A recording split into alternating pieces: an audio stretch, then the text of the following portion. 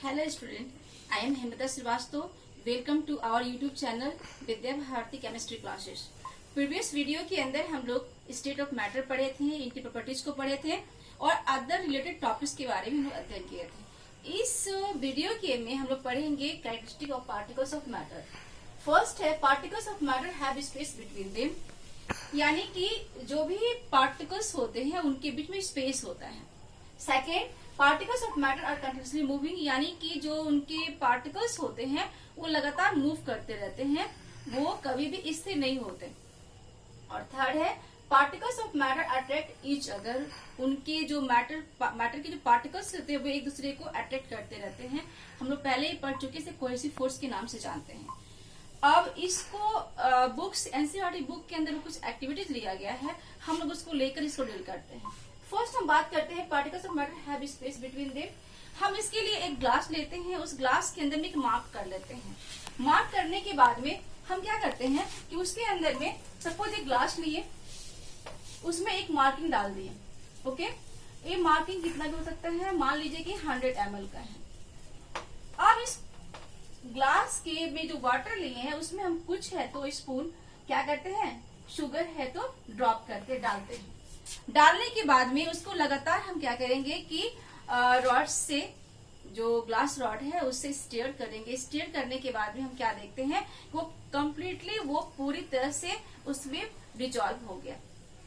अब वो डिजॉल्व होने के बाद में हम लोग फिर उसको देखते हैं कि क्या उसका कहीं से भी उसका ऊंचाई बढ़ा है, हाइट बढ़ा है। हम क्या पाते हैं कि वो 100 ml जहां हम स्केल यहाँ पे लगाए हुए थे वो वहीं पर स्थित है। इसका मतलब कि इसके बीच में कोई भी है तो रेजिंग नहीं हुआ इसकी हाइट का।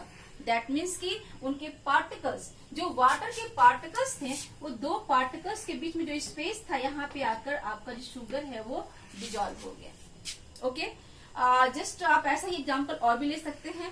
मान लीजिए कि सपोज आप वाटर लेते हैं, वाटर में आप इंक को डाल देते, इंक के ड्रॉप को डालते हैं। इंक के ड्रॉप के डालने के बाद में हम क्या देखते हैं कि वो कुछ समय के बाद कंप्लीटली उसमें डिजॉल्व हो गया। और डिजॉल्व होने के बाद में हम क्या देख रहे हैं कि वो कहीं से भी ऐसा नहीं हो रहा है कि वो कहीं भी अलग दिखता है। दैट मीन्स कि वो क्या है, उनके पार्टिकल्स काफी छोटे होते हैं, उनके बीच में स्पेस होता है जिसमें जाकर वो डिजॉल्व हो गया। सेकेंड है particles of matter are continuously moving, इनके जो पार्टिकल्स के जो मैटर के जो पार्टिकल्स होते हैं वो लगातार मूव करते रहते हैं।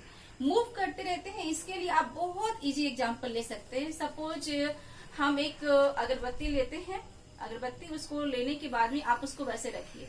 जब आप क्लोजली जाते हैं तब उसका स्मेल आपको समझ में आता है, लेकिन जैसे ही आप डिस्टेंस पे आते हैं उसका स्मेल आपको समझ में नहीं आता। लेकिन जैसे ही आप उसको फिर से बर्न कर देते हो, जला देते हो, जलाने के बाद कुछ देर में ही उसके सारे स्मेल पूरे कमरे के अंदर में वो मूव करने लगते हैं, वो फैल जाते हैं। ऐसा इसलिए हुआ कि उसके अंदर जो केमिकल्स थे अगरबत्ती के अंदर में, वो क्या हुआ कि जलने के बाद में मिक्स हुए एयर के साथ, और एयर तो मिक्स होने के बाद में वो एयर के साथ ही चारों तरफ पूरे कमरे के अंदर में मूव करने लगे, और वो जहां भी वो एयर गया वहां उसका स्मेल समझ में आया। एक और एग्जांपल लेते हैं। सपोज किचन के अंदर जब खाना बनता रहता है तो हम क्या देखते हैं कि हम डिस्टेंस पर होते हैं, फिर भी उस खाने जो खाना बनता है उस फूड का स्मेल हमारे तक पहुंच जाता है।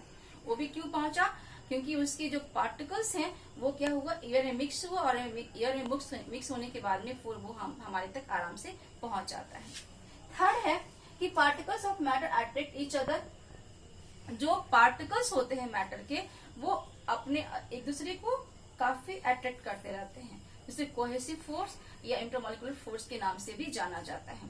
इसके लिए हम लोग एक एक चौक लेते हैं, पीस ऑफ चौक। आप वुड ले लो, वुड के बाद आप ब्रिक्स ले लीजिए और एक आयरन रॉड ले लीजिए। उनको बारी बारी से जब हम हमर करते हैं तो हम क्या देखते हैं कि चौक जो है वो आराम से टूट जाता है, वुड थोड़ा सा उसमें लगाना पड़ता है और फोर्स, और सबसे ज्यादा मुश्किल होता है आयरन रॉड का, जो कि हमारा नहीं टूटता। ये प्रूव करता है कि उनके पार्टिकल्स के बीच में अट्रैक्शन फोर्स है। एक और एग्जांपल लेते हैं। सपोज हम एक टैप है, टैप से जब वाटर निकलता है हम क्या करते हैं कि फिंगर डालते हैं। फिंगर से जब जैसे हम करते हैं उसका स्टीम 2 पार्ट्स में डिवाइड हो जाता है, और डिवाइड होने के बाद में कुछ हाइट पर नीचे आने के बाद हम क्या देखते हैं कि वो फिर से एक ही स्ट्रेन के अंदर में कन्वर्ट हो गया। तो वो शो करता है कि उनके बीच में अट्रैक्शन फोर्स था और उसी अट्रैक्शन फोर्स के कारण वो क्या हुए कि फिर से एक हो गया। एक और इसमें कैरेक्टरिस्टिक में आता है कि इनके पार्टिकल्स काफी स्मॉल होते हैं और उनके पार्टिकल्स स्मॉल होते हैं। इसको बस हम नॉर्मली देख सकते हैं। अगर एक सपोज एक 1 ग्लास आप वाटर ले लीजिए, उसमें डेटॉल डालिए, डेटॉल डालने के बाद में हम कहीं से भी उसको लेते हैं, कहीं से भी उसको लेते हैं तो हम क्या पाएंगे, उसमें स्मेल डेटॉल का वो आता रहता है। तो ये शो करता है कि उनके पार्टिकल्स काफी छोटे होते हैं। अब हम बात करें डिफ्यूजन का। जैसे हम लोग यहाँ पे कहते हैं कि particles of matter attract each other या particles of matter are continuously moving. Continuously moving यानी कि लगातार ये मूव करते रहते हैं। अब इसी मूविंग का यानी कि एक स्टेट में दूसरे स्टेट के मैटर्स का डिजॉल्व होना, डिफ्यूज होना भी कैसे, अपने आप खुद से, उसको हम लोग डिफ्यूजन के नाम से जानेंगे। हम लोग कह सकते हैं the intermixing of particles of 2 state या 2 types of matter it's on. वो अपने आप मिक्स होगा, उसको मिक्स नहीं करना होता, वो खुद से मिक्स होता है। उस प्रोसेस को डिफ्यूजन के नाम से जाना जाता है। अब हम बात करें कि अलग अलग स्टेट्स ऑफ मैटर में इनकी क्या रिएक्शंस होते हैं, तो सॉलिड में बहुत ही स्लो होता है, लिक्विड में मॉडरेट, बट अगर गैस की बात करें तो गैस में वो बहुत ही फास्ट होता है।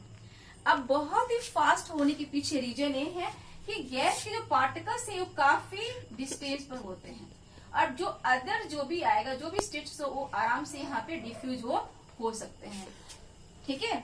और दूसरा क्या है, काइनेटिक एनर्जी भी, काइनेटिक एनर्जी का भी रोल इसमें है।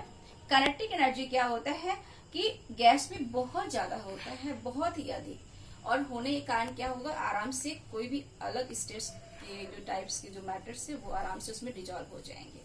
लिक्विड है तो लिक्विड में मॉडरेट होते हैं, यानी कि गैस से कम हो गया, बट सॉलिड से ज्यादा। बट अगर सॉलिड की बात किया जाए तो सॉलिड में डिफ्यूजन बहुत ही स्लो होता है, इतना स्लो होता है कि आपको पता भी नहीं चलता कि इसमें कोई भी डिफ्यूजन हुआ है। एग्जाम्पल लेते हैं, जैसे मैं फर्स्ट बात करी थी सपोज अगरबत्ती का, तो अगरबत्ती का जो डिफ्यूजन हुआ वो बहुत फास्ट हुआ क्योंकि वहां पर गैस थे, एयर था। तो एयर में चूंकि स्पेस बहुत ज्यादा था इनके पार्टिकल्स के बीच, इसलिए वो आराम से डिफ्यूज कर गया। लिक्विड की बात करें तो लिक्विड में उनके पार्टिकल्स के बीच में स्पेस कम होता है गैस की अपेक्षा या गैस से कंपेयर करने पर, जिसमें इनका मॉडरेट होता है, यानी कि गैस से है तो कम होगा लेकिन सॉलिड से ज्यादा। बट सॉलिड के बीच में पार्टिकल्स हैं, उनके बीच में बहुत ही कम स्पेस होता है, इसलिए वहां जो डिफ्यूजन होगा वो आपको समझ में नहीं आएगा। जैसे एग्जांपल में अगर ब्लैक बोर्ड पर आप चौक से लिख दें, लिखने के बाद कुछ समय तक छोड़ दें, फिर आप उसको अगर एरेज करने जाते हैं तो आराम से एरेज नहीं हो पाता, क्योंकि वहां पे क्या हुआ कि चौक है तो स्लोली डिफ्यूज कर गया ब्लैक बोर्ड के अंदर। नेक्स्ट हम लोग बात करते हैं ब्राउनियन मोशंस का। तो ये रॉबर्ट ब्राउन के द्वारा 1827 में दिया गया था। ओके, ये क्या है, the zigzag movement of the small particles suspended in other state of matter. किसी अदर स्टेट ऑफ मैटर, इसमें आमतौर पे आप लिक्विड या गैस ले सकते हैं, इसके अंदर कोई अलग जो पार्टिकल्स का जिगजैग मोशन, उसी को हम लोग ब्राउनियन मोशन के नाम से जानते हैं। अगर टेम्परेचर बढ़ाया जाए तो ये टेम्परेचर के साथ में इंक्रीज कर जाता है। डिफ्यूजन का भी यही कंडीशन है, टेम्परेचर बढ़ाने पर डिफ्यूजन है तो उसका रेट बढ़ जाता है, अभी टेम्परेचर कम कर दिया जाए तो उसका रेट है तो वो घट जाता है।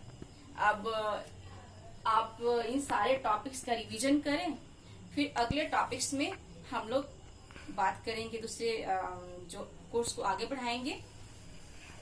अब जहां तक हो सके इस चैनल को आप सब्सक्राइब कीजिए, इसको लाइक कीजिए और शेयर कीजिए।